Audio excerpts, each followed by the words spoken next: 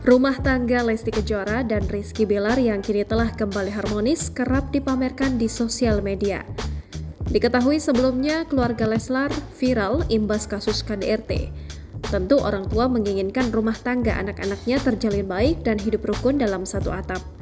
Berdasarkan pantauan dari Instagram pribadi Endang Mulyana @ayah_kejora pada Rabu 25 Oktober 2023, ia bagikan video rekaman keharmonisan Lesti dan Bilar saat bermain dengan sang buah hati Baby L.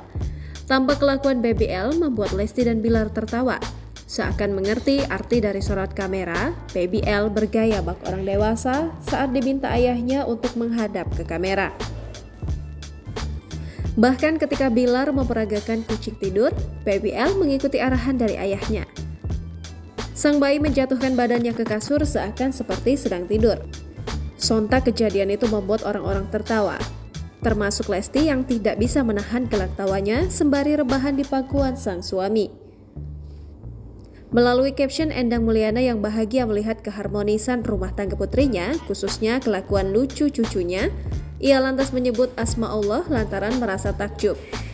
Masya Allah, tulis Endang Mulyana dalam caption.